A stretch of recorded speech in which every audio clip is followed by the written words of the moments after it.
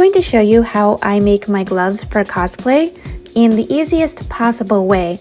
So that's not necessarily the most correct way, but if you're like me and you just want to get your cosplay done, really great for cosplays that have unique materials that you can't just buy gloves for, or you need an exact match to your outfit. You can also accessorize them with claws like I did with Spyro and Black Cat here, and attach different cuffs for them like I did for Claire from Pokemon, and of course all of my Sailor Moon cosplays. In this one, I don't really have a pattern available for you. Ultimately, it's better to make your own pattern using your own hand because people's hands are so many different shapes and sizes. And don't forget, the different fabrics you use may also change the pattern you have to use for that material. For example, for this glove pattern, it's great with spandex, but not so great with stretch vinyl, which can be a little more finicky. It's a really easy process. I will walk you through it. Let's begin. So the first trick after you have made your pattern, which essentially is what I call the turkey hand glove, is to actually not cut out your glove. What we're gonna do is we're gonna fold a piece of fabric over, and using the glove pattern, which has no seam allowance, we're going to place our pattern, which I have rendered here in cardstock so that it's nice and sturdy. And I'm going to trace around it with this pen. This is the Pilot Friction pen. It is a disappearing highlighter technically, but they do come in pens, and it disappears with heat. Make sure you test it in an inconspicuous area just in case. Now that we have it all traced out, we're going to put some pins in the middle just to keep things from sliding around, and we're going to take it to the machine and stitch it. So start your stitch at one end of the pink line. Don't forget to backstitch, this is very important. After that, have at it, just trace the line.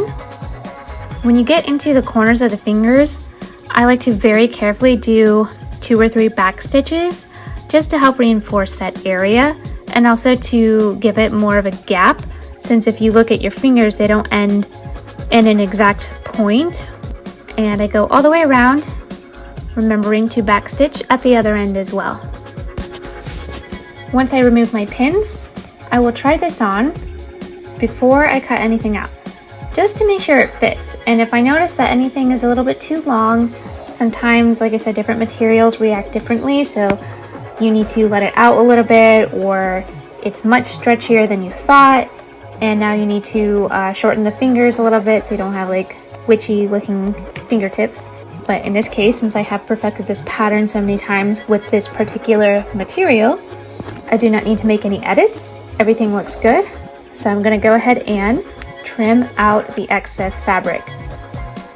I like to trim about 1/8 inch away from the edge. I used to serge the sides too for an extra bit of stability, but I find for the most part it just adds unnecessary bulk. I'm not really putting these gloves through a lot of wear and tear. Now that I'll have it all cut out, I'm just trying it on again before I go ahead and take it to the iron. And you will see the magic happen. The ink simply disappears with heat. And if you forget to do this step at this exact time in the process, and you've finished your glove and you don't want to flip it backside out, you can always use a hair dryer as well. To flip it right side out, I like to put the glove on and slowly pull the fingers out. While the gloves are generally sturdy, they still can break. If you're having trouble, I like to use a dull-ended chopstick, but you can use really any sort of tool. Just make sure it's not sharp or doesn't have anything that will catch on the material. Once you flip it out and you push the fingertips all out, that's pretty much it for the glove. If you have any other accessories you'd like to sew on or add, whatever you need. As far as the magical girl tutorials go, I'm going to be doing different glove roll tutorials for the glove rolls themselves, as well as some special glove rolls such as Saturn, who has a little extra petal on top of her glove rolls, and Sailor Neptune and Uranus, who have the angled glove rolls, which are a little bit trickier to do, but they are a very similar concept to the regular straight rolls. I will be back with that tutorial very soon, and I appreciate all of your support. If you would like to help support me in making more projects and tutorials for you guys, I do have a coffee that is available for donations.